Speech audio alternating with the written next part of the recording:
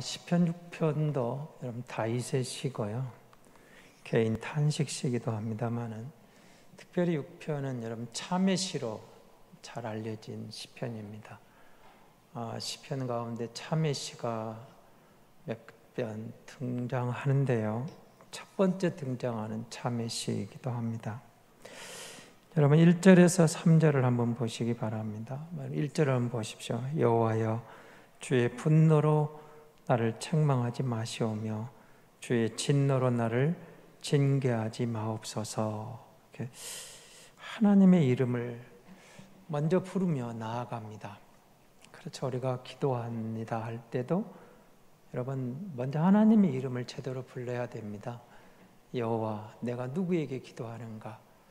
우리 예배하러 올 때도 내가 누구에게 예배하는가? 예배의 대상에 대한 분명한 고백이 있어야 되겠죠. 하나님을 찬양합니다. 하나님을 예배합니다. 그래서 그 하나님을 부르고 그 다음에 하나님의 분노, 하나님의 진노라는 이제 단어가 등장하게 되죠. 그래서 하나님께서 그 분노로 인하여 나에게 책망하시는 이런 부분과 하나님의 진노로 인하여 나를 징계하시는 이런 것들을 하나님 내게 그렇게 분노로 책망하지 마시고 진노로 징계하지 마시기를 소망합니다. 탄식합니다. 탄원합니다. 이렇게 가는 거죠. 이렇게 여러 가지 위급한 상황에서 시인은 하나님께 자신과의 관계가 끊어지지 않았으면 참 좋겠습니다. 주님의 어떤 책망, 여기 책망이라는 단어는 사법적인 어떤 전문 용어거든요. 그리고 뒤에 등장하는 징계는 교육적인 전문 용어입니다. 그러니까 어떤 법적으로든 교육적으로든 하나님과 나와의 관계가 끊어지지 않기를 원합니다. 하나님과의 관계를 회복시켜 주시고는 그런 마음이죠. 자, 2절을 한번 보시기 바랍니다. 여호와여 내가 수쳐가했사오니 내게 은혜를 베푸소서. 여호와여 나의 뼈가 떨리오니 나를 고치소서. 이렇게 나갑니다. 그러니까 여기 수쳐가다, 어디가 수쳐가죠? 몸이 약할 때 쓰는 단어죠. 우리 몸이 수쳐겠습니다. 육체적인 약함인데 단순히 육체적인 약함에 그치지 않고 심리적인 약함까지도 포함되어 있습니다. 몸이 약해지면 심리적인 약함도 오겠죠. 그래서 그 부분을 뼈가 떨립니다. 이렇게 표현을 합니다. 여러분 언제 뼈가 떨리는 걸 느끼셨습니까? 굉장히 몸이 안 좋을 때 상황 아닐까요? 약해졌을 때, 힘들었을 때. 그리고 여기에 뼈에 대한 이야기는 이 뼈는 사람의 어떤 육체적인 힘을 상징하기도 하고 건강하다는 건강의 자리를 대변하는 뼈가 상징적으로 말합니다. 그래서 잠언 3장 8절에 보면 이런 말이 나옵니다. 이것이 내 몸의 양약이 되어 내 골수를 윤택하게 하리라. 여기 나오는 골수가 뼈입니다. 그러니까 하나님의 말씀이 내 몸의 양약이 될 때는 내 골수가 윤택해지듯. 그래서 지금 시인의 모습은 뼈가 마른 상태, 뼈가 떨리는 상태, 그래서 몸이 약한 상태를 지금 표현해주고 있는 거죠. 3절입니다. 나의 영혼도 매우 떨리나이다. 여호와여 어느 때까지입니까? 그래서 이제는 몸만 약해진 게 아니라 내 영혼까지 떨립니다. 이런 표현을 쓰는 거죠. 영혼 그러면 뭘 생각하십니까? 우리 속사람, 내 심령이 그런 뜻이겠죠. 그러니까 뼈를 어떤 내부적인 표현으로 말할 수 있다면 내부적인 것까지도 내 심령도 떨립니다. 그러니까 내 몸과 마음이 내 외부와 내 내부가 둘 다 조금 매우 불안한 상태입니다. 약한 상태입니다. 그래서 그의 온 몸이 마음까지 지금 약한 상태, 정말 약하다, 어떤 심각한 병에 걸렸다는 것을 표현해 주게 됩니다.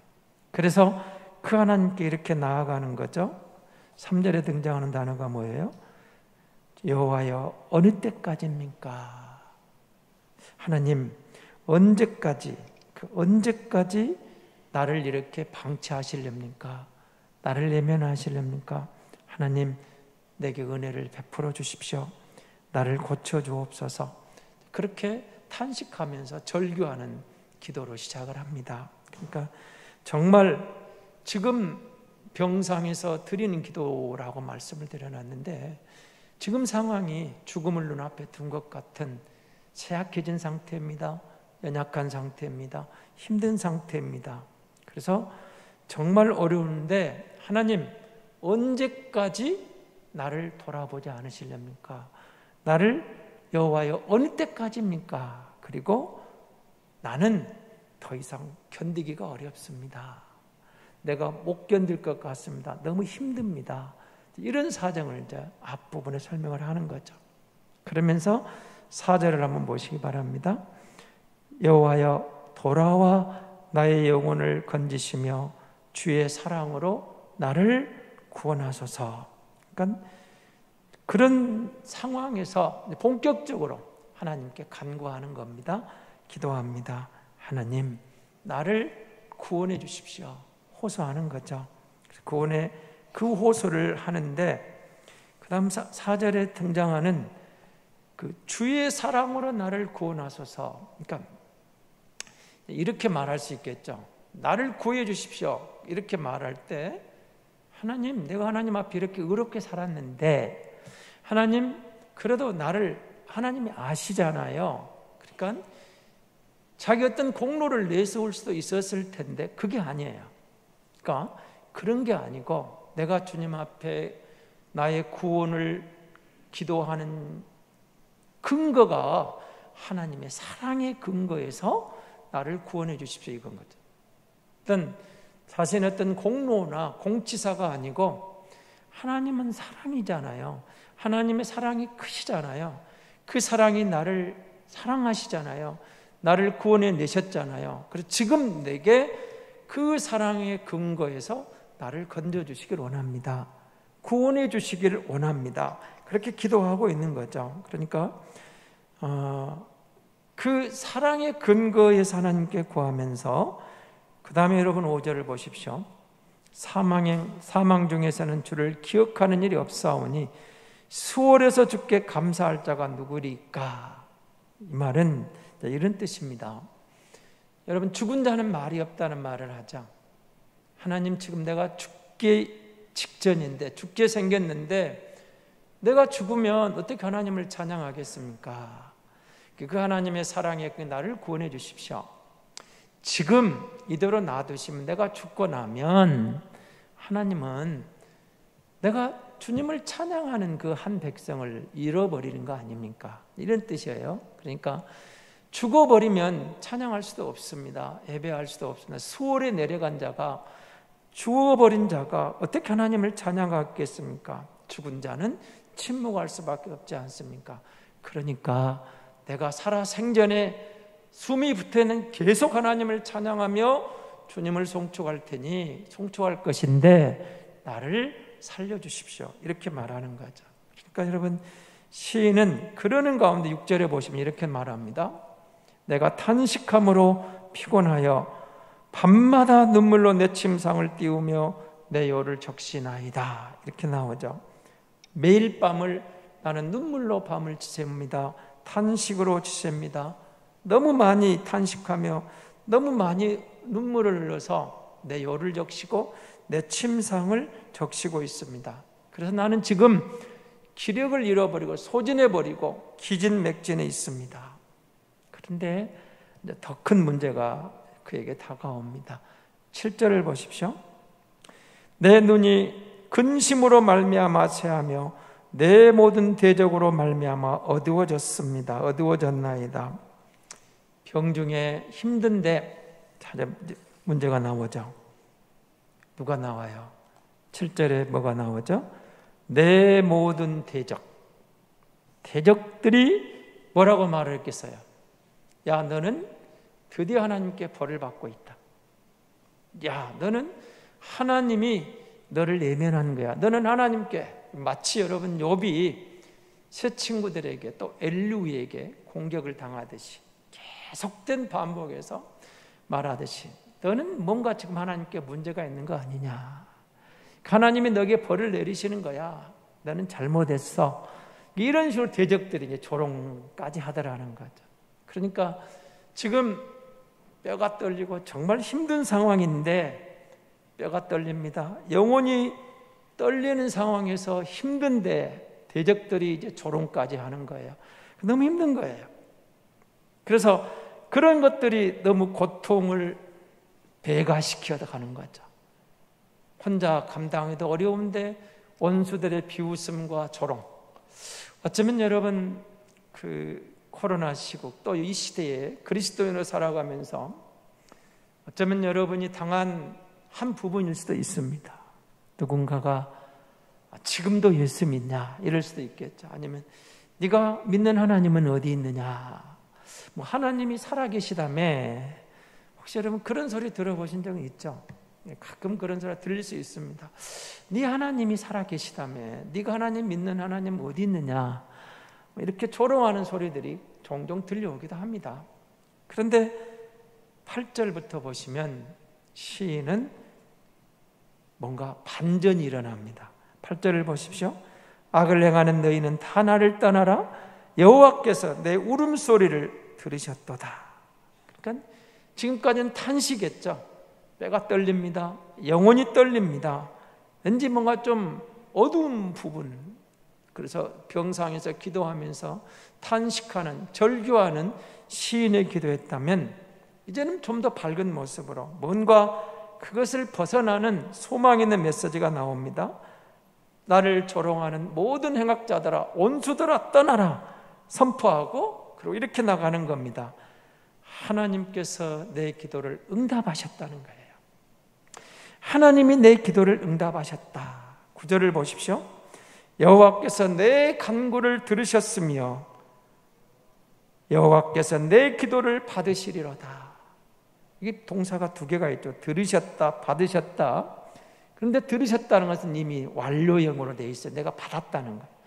주님이 내 기도를 들으시고 응답하신 게 있더라는 거예요. 그리고 주님이 내 기도를 받으실 것을, 미래의 완료거든요. 그러니까 무슨 뜻이에요? 앞으로 될 것을 믿는 거예요. 주님이 내게 응답하신 것을 헤아려 보고 또 아직 그것이 내게 응답이 안 됐지만 주님이 응답할 것에 대한 확신이 오는 거죠. 그러니까 응답한 것에 대한 감사와 더불어서 응답해 주실 것에 대한 확신이 오는 거예요. 그래서 원수들에게 말하는 겁니다. 떠나라는 거예요. 내게서 떠나라. 너희는 악한 자일 뿐이지만 하나님은 나를 긍휼히 여기셔서 내 기도를 들으시고 응답해 주셨고 응답해 주실 것이다. 그렇게 말하는 거죠.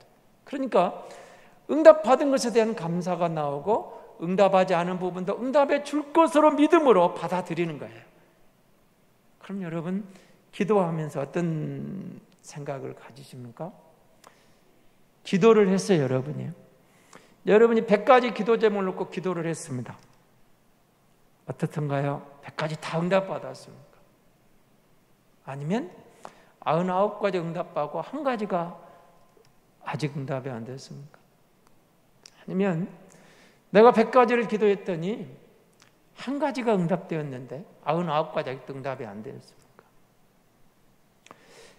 그런데 여러분 성경을 보면 또 계속 기도하라고 그래요. 아니 어쩌면 100가지 기도가 하나도 응답 안 되었을 수도 있는데 성경은 계속 기도하라고 그래요. 그럼 여러분 기도하면서 여러분 느낀 게, 체험한 게 뭐가 있습니까? 지금 시인이 말하는 미래의 것을 내 것으로 받아들이는 거예요. 확신이 온 거예요. 기도하는 가운데 기도하는 사람들에게 여러분 나타나는 특징이 있어요. 기도하는 가운데 자신이 변하는 거예요. 기도하는 가운데 내가 변하더라는 거예요. 상황이 그대로 있는 것 같은데 뼈가 떨리고 영혼이 떨리는 그런 상황에서 부르짖었는데 내 기도 제목이 여기 있는데 상황이 지금 반전됩니다. 응답하신 것에 대해서 밝게 감사하면서 원수들은 떠나라. 그리고 앞으로 아직 응답하지 않은 것마저도 응답해 줄 것을 믿음으로 받아들이면서 확신이 왔어요. 나에 대한 확신이 다가오는 거예요. 주님이 응답해 주실 것이다. 그렇게 이야기를 했는데 10절을 보십시오. 내 모든 원수들이 부끄러움을 당하고 심히 떨며 갑자기 부끄러워 물러가리로다. 여기 여러분 반전을 여러분 보시겠습니까? 뭐가 반전된 것 같습니까? 2절 3절 한번 보십시오. 여호와여 내가 수척하였사오니 내게 은혜를 베푸소서. 여호와여 나의 뼈가 떨리오니 나를 고치소서. 나의 영혼도 떨리나이다. 여호와여 어느 때까지입니까? 지금 누가 떨고 있어요? 기도하는 시인이 지금 떱니다. 내 뼈가 떨립니다. 내 영혼이 떨립니다. 두렵습니다. 그런데 나는 하나님께 기도합니다. 자, 10절에서 말하는 내 모든 원수들이 부끄러움을 당하고 심히 떨미어 갑자기 부끄러워 물러가리로다. 지금 누가 떨죠? 10절에서는 원수들이 떨어요. 원수들이. 그러니까 역전이 된 겁니다. 반전이 일어났죠. 앞부분에 시인이 기도하면서 내 뼈가 떨립니다. 내 영혼이 떨립니다.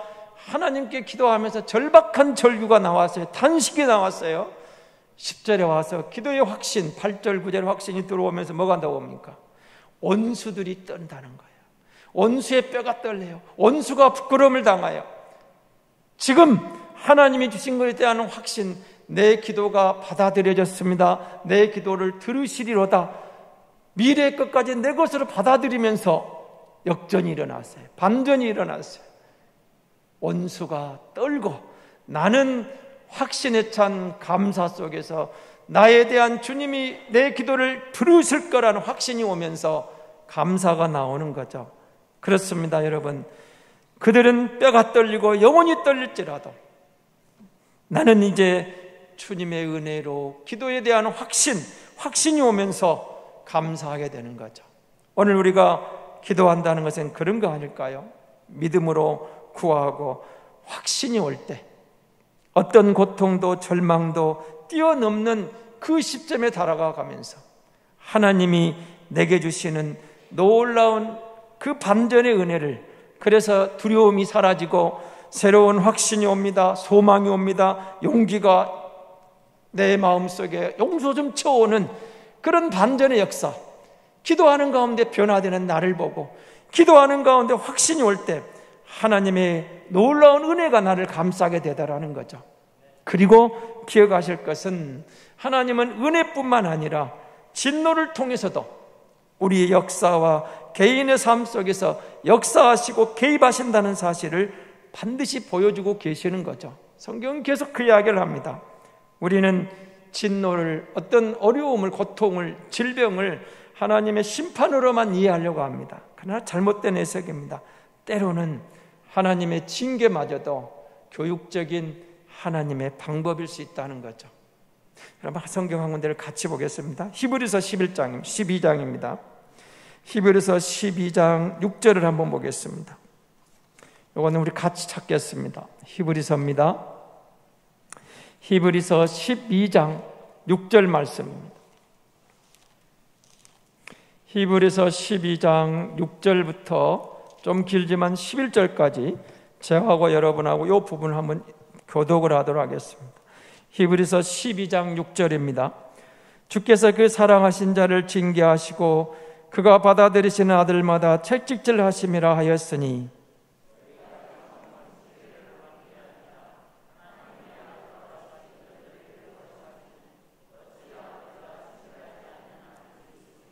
징계는 다 받는 것이거늘 너희에게 없으면 사생자요 친아들이 아니니라.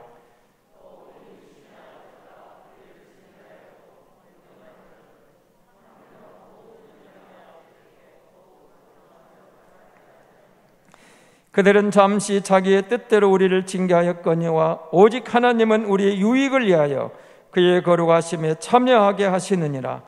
무릇 징계가 당시에는 즐거워 보이지 않고 슬퍼 보이나 후에 그로 말미암아 연단받은 자들은 의와 평강의 열매를 맺느니라. 아멘.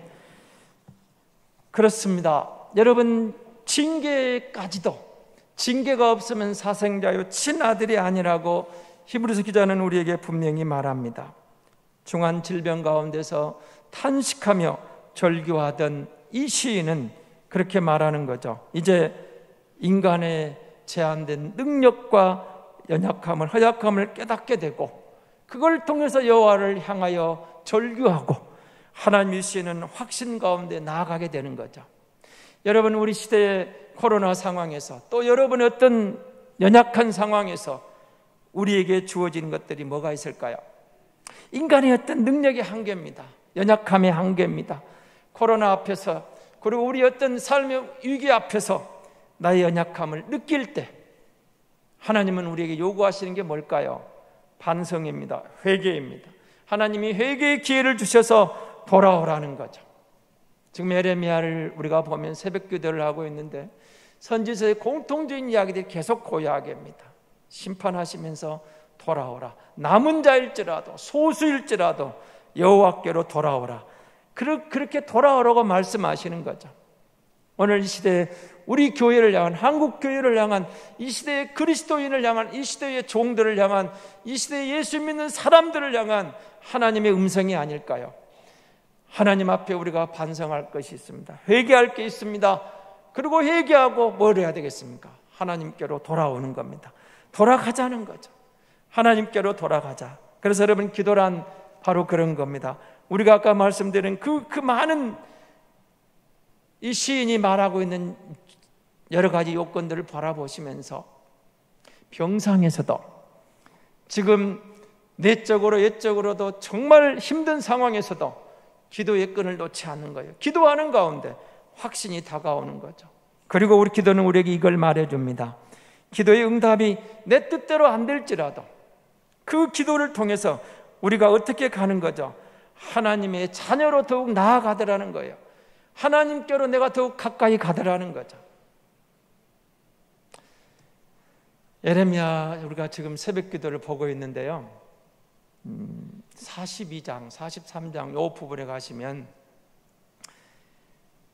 그다라를 총독으로 세우고 암살당한 뒤에 애굽으로 가는 유다 백성의 남은 무리가 나옵니다.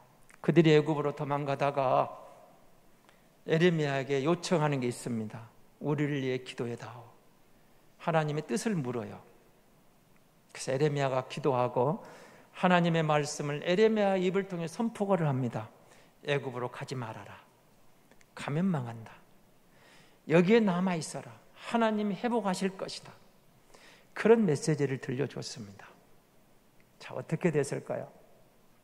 이 남은 자들은 애굽으로 갔을까요? 예루살렘 남아있었을까요? 새벽 예배 나오신 분들은 다 기억하시겠죠. 애굽으로 갑니다. 그리고 거기 가서 공동체를 이루면서 하늘의 여신을 섬기게 됩니다. 또 망하는 겁니다. 하나님의 뜻을 물었어요. 예레미야에게. 하나님의 뜻이 전해졌어요. 듣지를 않습니다. 우리가 하나님 앞에 기도하면서 하나님 뜻을 묻습니다. 주님, 내게 말씀하십시오. 하나님의 뜻이 어디 있습니까? 그리고 성령 하나님이 말씀을 통해서 우리에게 깨닫게 하실 때 순종하는 것, 내 생각이 아니어도, 내 뜻이 아니어도 하나님의 뜻을 물었다면 하나님의 뜻을 따르는 게 도리 아니겠습니까? 그렇습니다. 하나님은 기도하는 성도들에게 우리의 내면을 바꿔 가시면서 하나님의 자녀로 우리를 길러내시는 거예요. 기도하는 성도가 내가 변화되는 거예요. 기도하는 가운데 그 기도를 통해서 주님의 뜻을 깨닫고 주님의 마음으로 내 내면이 달라지고 하나님의 자녀답게 내 뜻이 이루어지지 않더라도 하나님이 주시는 고난을 통해서도 징계를 통해서도 더욱 하나님을 알아가면서 내가 달라져가는 그거라는 거죠. 그렇습니다, 여러분. 기도는 항상 할 수 있습니다. 어느 때나 살아있는 한 기도가 가능합니다. 제가 여러분 이 말씀을 준비하고 있다가 기도와 휴대전화라는 글을 하나 발견했는데요, 한번 잘 비교해 보시기 바랍니다. 기도와 휴대전화에 관한 비유가 있습니다. 휴대전화는 매월 요금 고지서가 날아옵니다. 그러나 기도는 전혀 돈이 들지 않습니다. 휴대전화는 지하실이나 터널 속에서는 잘 터지지 않는 통화장애가 있습니다. 그러나 기도에는 어디에서든 막는 것이 없고 통화장애가 없습니다. 휴대전화는 아무리 잘 보관해도 분실하는 일이 종종 있습니다. 그러나 기도는 분실이나 도난의 염려가 전혀 없습니다. 휴대전화는 배터리가 나가면 통화가 끊어집니다. 그러나 기도는 고장의 염려가 없고 영원히 사용할 수 있습니다. 휴대전화는 통화가 길어지면 길어질수록 시간과 돈이 들어가 손실을 가져오지만 기도는 시간이 길어질수록 영적인 유익을 가져다 줍니다. 여러분은 주변 사람들과 통화하는 것만큼이나 자주 하나님과 기도하고 통화하고 계십니까? 돈도 안 들고 통화장애도 없고 언제 어디든지 무한한 능력을 힘입을 수 있는 길을 주님으로 열어놓은 기도의 문 아니겠습니까? 이 시인은 병상 가운데 기도하고 있습니다. 기도 못할 이유가 없다는 거예요. 죽을 병을 통과하면서도 기도하는 거예요. 마지막 순간까지 살아있기에 기도할 수 있다는 거예요. 살아있는 한, 숨이 붙어있는 한 언제든지 기도할 수 있다고 말씀하고 계시는 겁니다. 우리가 갖고 있는 모든 문제도 기도하는 가운데, 지금은 뼈가 떨리고 영혼이 떨리는 기가 막힌 상황일지라도 기도하며 주님 앞에 나아갔더니 내가 변하고 내 마음에 주님의 확신이 오더라는 거예요. 그래서 나는 그 확신 가운데 감사가 나오고 이미 받은 것에 대한 감사, 아직 주지 않은 것까지도 미래에 이루어질 것을 믿음으로 받아들이는 믿음의 확신이 오더라는 거죠. 그러면서 기도하는 가운데 주님이 나를 하나님의 자녀로 이끌어 가신 놀라운 은혜를 경험하더라는 겁니다. 사랑하는 성도 여러분, 경상에서 기도하는 시인을 만나면서 오늘 우리 앞에 놓여있는 그 많은 문제들이 기도하라는 하나님의 사인 아닐까요? 그리고 우리가 기도하는 가운데 하나님께 주신 것을 감사할 수 있고 뼈가 떨리고 영혼이 떨리는 상황들이 확신과 감사와 은혜 가운데서 소망으로 바뀌는 반전을 얻게 되는 기도의 놀라운 영광을 말씀하고 계시는 겁니다. 바로 그 문제를 기도하십시오. 기도하는 가운데 주님의 놀라운 도우심으로 우리가 반드시 역전되고 반전이 일어나서 지금은 내 뼈가 떨리고 내 영혼이 떨릴지라도 내 원수들이, 악한 무리들이 뼈가 떨리고 영혼이 떨리는 그 상황이 오는 하나님의 자녀의 놀라운 영광을 경험하게 될 줄로 믿습니다.